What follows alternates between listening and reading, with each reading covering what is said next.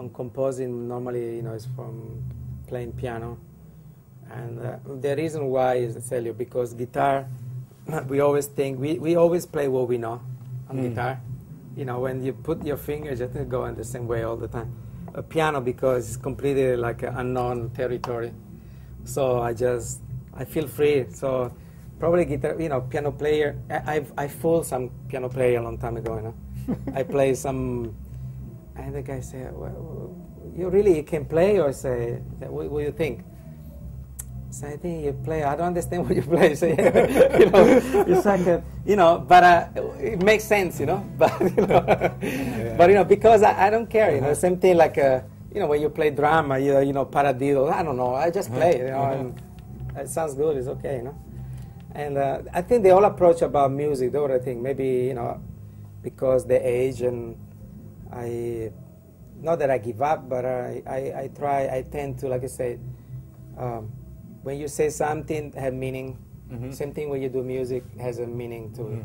And I think the only reason that I suggest to everybody, even if you're a guitar player, look forward, because just being a guitar player maybe is not enough. Sometimes you can be an amazing guitar player, which is great. Everybody call you around the world, but you feel like the same thing. I was talking with a friend of mine. He's a great violin player, classical, And I was telling him, say, why you haven't had any feeling like sometimes composing your own music, I said, no, I'm just an interpreter. I just play whatever.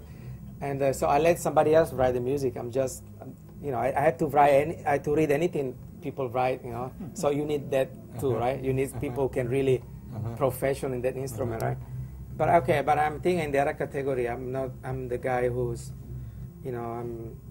it could be music, but could be anything else. I'm very creative. That's why another thing that I do. I like to cook, and and so it's all like when you put your own creativity, and it's all connected. Yeah. I always tell my students too that if you become like #1 jazz guitarist in Thailand, I don't think you can make a living on that. Yeah, for sure. For sure. You have to do something else. You have to do how, survive. Even if you're in the States, everywhere. It's everywhere. Like in Italy, people, especially nowadays, it's like and it's pity, because probably I hope, there's going to be a turning point, like where the economy is going to be better and things get better. It's been tough for everyone now, but I will say that you don't give up your dream to be the best guitar player in Thailand. This is the best dream that you have. But at the same time, try to use the music even in, thinking about there are something that actually music is a communication, right? It's like you communicate to other people. It's not just, just a bunch of people who can show what you can do. And it's like when we are playing me and him, it's like we are, one thing I give you an example. When I just arrived in Los Angeles, I couldn't speak English, right? Like I said before. But I could play with anybody. I could play with a guy from Sweden. I could play with a guy from Russia or, America, because music's beyond that, Music is a communication. It doesn't matter good or bad, but it's a way to communicate, So like if you have a gift of, playing instrument or music, expand your gift, expand your gift in a way that other people can enjoy what you do too. Not just limit to a little corner, but just expand, and find a way to, export what you are, because I think maybe in the real life, I would say, I'm a kind of, when I'm working, I'm quite like a very quiet, but when I come to talk to music, I become so enthusiastic, because it's the only thing that I think is still pure for me. Nobody can touch it. You know what I mean? Yeah. And it doesn't matter the economy. I think this one Pamettini said was an interview, an amazing interview. He said, it doesn't matter, musician, if you get paid or not, you play anyway. We can be very poor, right? But we keep doing anyway. But they say you do music beyond the money, beyond anything else. You do because it has a passion and love. And anyway, so what's the next question? I have a question for you. I want to ask you about Which was the first record you bought with your own money? Oh my God! It's, I guess my very own money. I don't know. It's anything. I mean, with money, probably my dad's money because with your own money. My own money. My own money. I guess when I start listening, when I start work in the summer. So every time I have money, I always buy records. I never care about dress or stuff. There was one little shop in Milano where they sell secondhand LP. And that time I was into just a little bit before. No, I was like in the jazz or thing, but I like avant-garde band too, like a kind of like King Crimson and all this, like a British Colosseum. And I think I start, I always collect money to buy. But one funny thing that my very first money, actually I didn't buy a record. I built a synthesizer for a guitar. I mean, I'm talking about, I think I probably have 15 years old. Can you imagine? There was no guitar synthesizer at the time. But my cousin, which is an electronic guru, he convinced me that he can make like a kind of a synthesizer or something. And I had some money that I work all summer to, and he make this, with electronic, bought all the components. I spent all the money to this thing. And he bought this pedal, and I thought like you connect my guitar. And actually it was a pedal which makes its own sound, like, woo, like, it was like a, like, and I cried for a week, because I spent all my money and just for, but I think it was my very first money, I guess. But I say there are albums that I really love that I think I collect maybe more than 1,000 albums in Italy, like a jazz.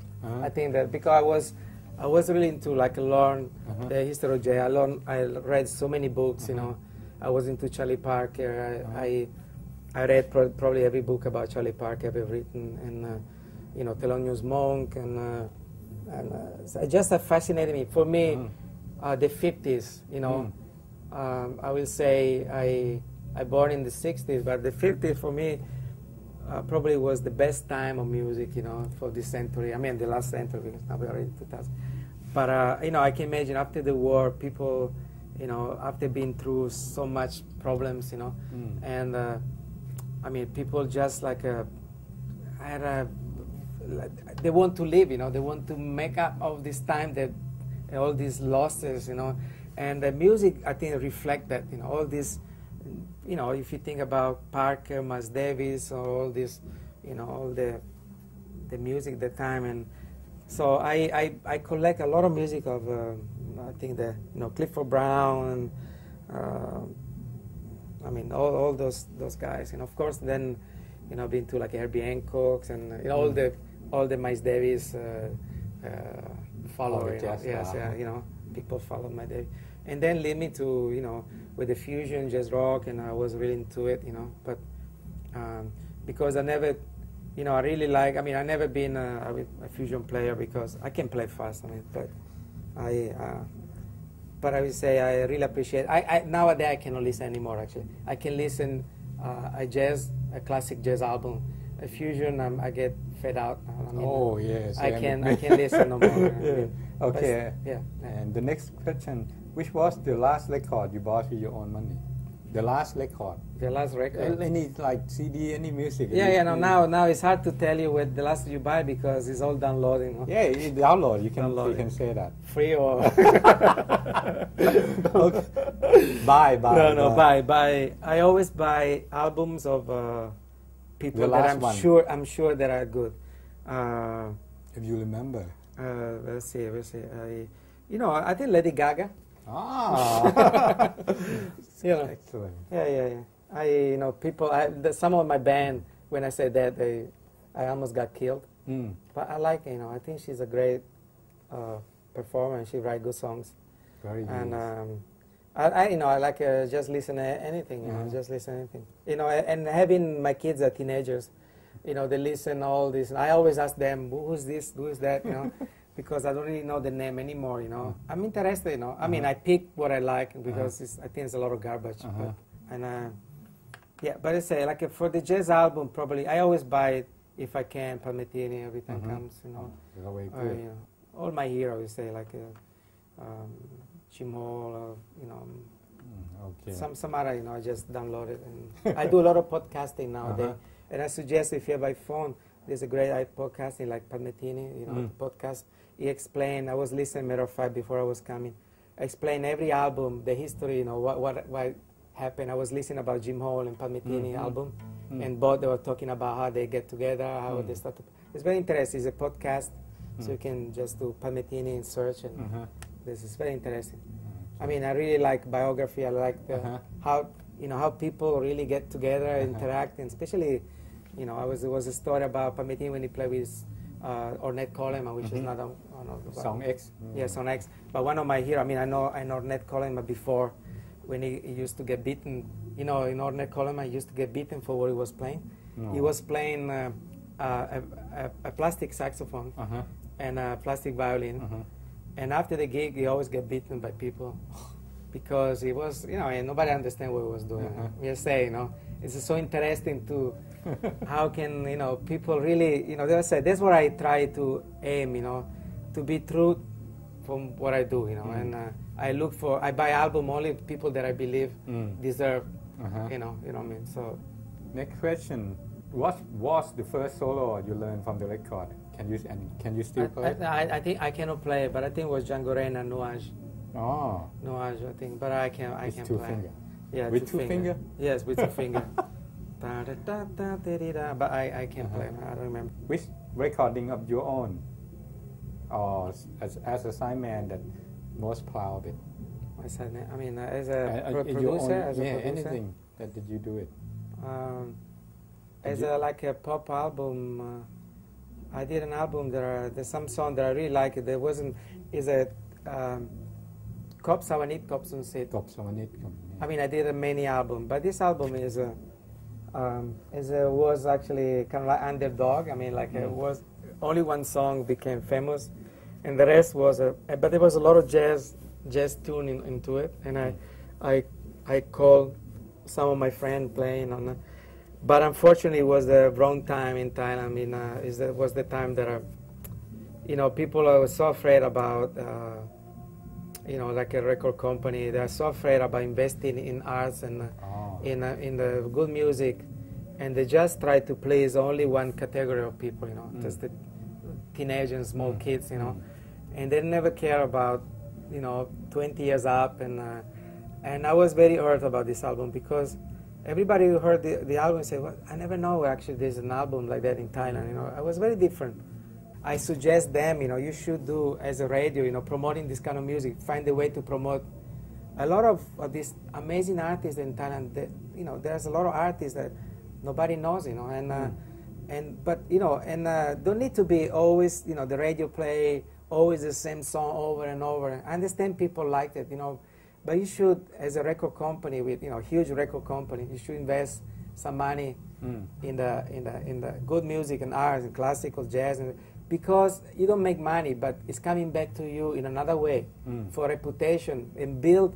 You educate people to hear in different way. Like I was saying before, when I was listening to avant-garde, I couldn't understand, but make my ears so up there that when I was listening, you know, Miles Davis for me was pop music, you know. You know what I mean?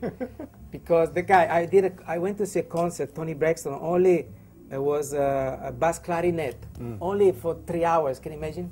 You know, 3 hours, you know. Of course, everything else after it was, you know, it's like Lady Gaga, you know, I mean, like it doesn't matter what, you know.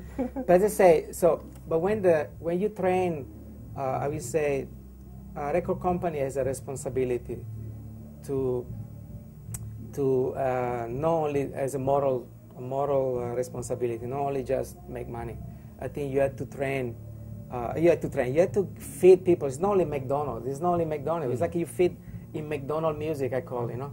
So people get fat, get, you know, sick and everything, right? And lose the taste. You can taste nothing. When you taste a food which is a different flour, it's, but doesn't taste strong like a, you know, hamburger with a bacon and ketchup, you know. Of course doesn't taste, but, you know, so like I say, music is the same. I think that I feel very hurt about this one, and this is the reason why probably I stopped working and doing a pop too, because it's, you know, it doesn't really reflect what I am now, you know. And the movies thing, you know, I still have, you can really put a lot of arts into it, which is different.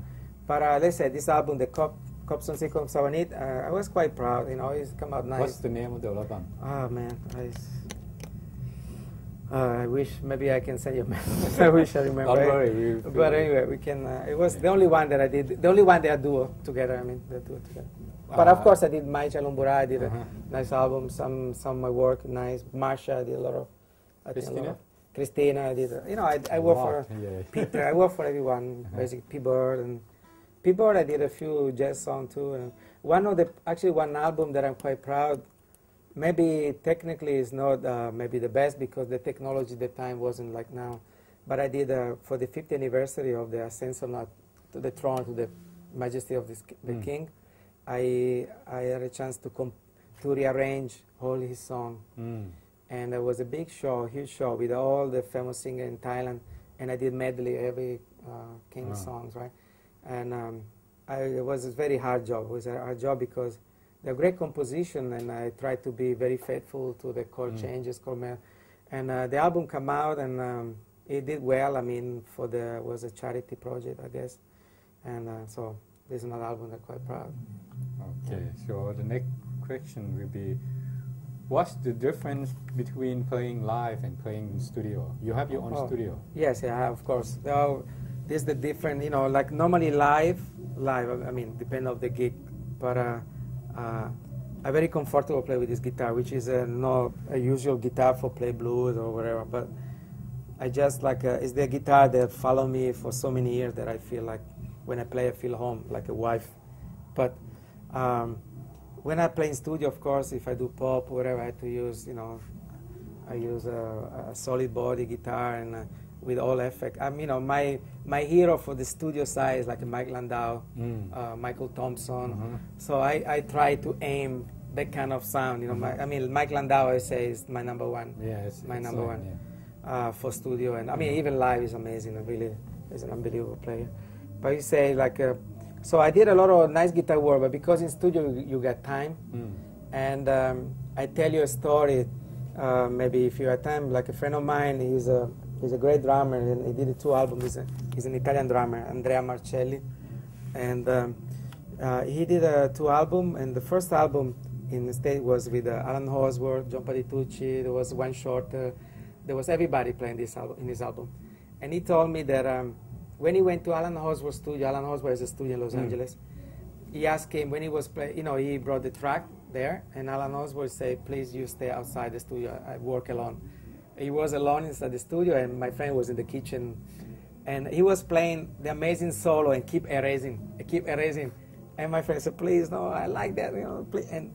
But you know, he in the end he did what he did was an amazing solo. Really, I think Alan, the solo he played in other people's album, they're unbelievable. I don't know, even better than his album, I guess. But I say even Alan Horsworth, when he works in studio, he have his own environment. He like to work alone. I don't know if he's still, but you know, the same thing for me. When I work in studio, I try build the guitar track in the way that it becomes like forever. You know what I mean? It's not just a solo that we stay. You know, just to do a solo and say, "Oh, it's okay. You know, you know, when I put my name in the album or whatever I do, I really want to make sure that it's up to my standard, you know. My standard, I mean, like what I like. So because doesn't matter what people pay you, you know. If he pay you 10 baht or 100,000 baht, you cannot write on the album, you say, Bruno play no good because I get paid only 10 baht, right? You know, when I put my name, it's because I believe in the project, whatever, so I want to do up to the standard that I can achieve, you know. But but in the studio it's nothing. So I got all the, you know, plugins, all the effect that everybody has, I guess, and so I think I can, you know, come up pretty good. I don't have confidence play the same way live. I'm lazy to carry all this thing. When I used to play with my band, I have a rack. I saw that. Yeah, it was 16 space rack, you know, and we need 3 people to carry around. แต่ก่อนไปดูเอนโซที่บราวน์ชูการ์เล่นกับเอนโซ 20 years ago เล่นกับเอนโซผมไปยืนดูข้างๆเลยนี่ Yeah, it was a spaceship แหลกอย่างนี้เลย It was a spaceship 2 ลำโพงข้างๆ I think it was reduced because I had a big, you know, like in Los Angeles to get a gig there was a musician service where you put your name and people call you. And so you had to put the picture. So I put the picture on my rack, so I got so much call. Only for the rack, you know. It looked so professional. Then it took so long time to figure it out, you know, how to make it work. But I had you know, even you hit one chord, it was, you know, I have a stereo system. It was great. Did you still have that? I broke up in a few pieces in studio now. You know, now I'm lazy. I'm so disappointed my twin reverb, the reverb is broken. Because I love just the fact that you plug the guitar with the, and it just sounds great. You know, and now I had to carry like a little reverb unit because the, like TC Electronic. But I like the fact that you just plug the guitar and sound. And, you know, most of the sound comes from my fingers now, you know. And, but, you know, like I say, it's coming back playing is coming back everything, you know, the things that you've done. But I say I always care about the feeling, you know. It doesn't matter, you know, I play a lot of wrong notes and chords. But at the end of the night, people always come to me and, you know, and always congratulate and say, you know, I mean, it's good. I do for me first, you know, but I'm happy if people are happy, you know. So. Okay, do you sound more like yourself on acoustic or on electric? Actually, you know, like this guitar sounds like me, I guess. I mean, this solid body. This one? But I have a classical guitar too that I really like. But you always? Yeah, I always play classical guitar at home. I mean, most of the time. It's a sound that the fact that you just play the chord and the sound come out right without change anything is amazing. I mean, classical guitar is my favorite ever, I think. Okay, the next one is the last question. What's your last project? My last project, I got a few projects now. I work on a few projects. Okay, the one that I'm working now, I'm working for the Indonesian government. Indonesia government? Yes, is about Borobudur Temple, which is the biggest Buddhist temple in the world, and with an Austrian very famous award winner director. It's so huge project that we don't even know when it's gonna finish. It's huge, and so I already composed about 200-300 songs for this project, and still halfway, I think. And so this one, so I'm not sure. I have a project, another movie that I'm working is a European movie, but kind of like a Hollywood actually, a Hollywood star. And you know, I cross my finger, everything goes well. But we've been working 1 year, and so this one, and then I have one very project that I really care. I cannot really talk about it because it's kind of like a secret now, and not for me, but for the people who help me, if I tell. But it's something really related to Thailand. That my dream that I have for a long time, and yeah, basically that, you know, I have some other project online that are come out, but yeah. Okay.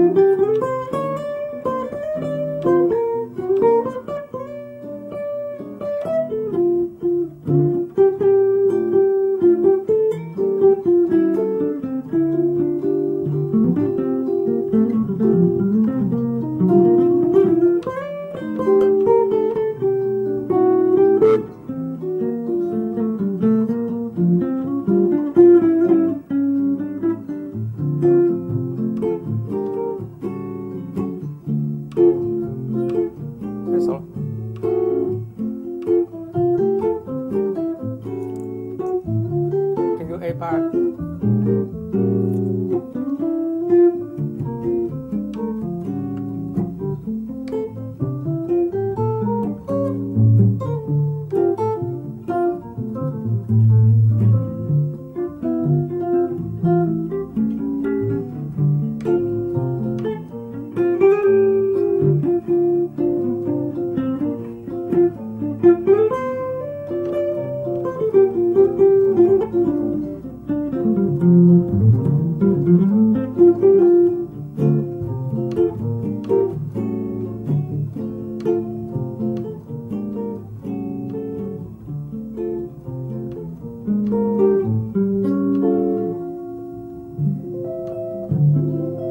So I don't think.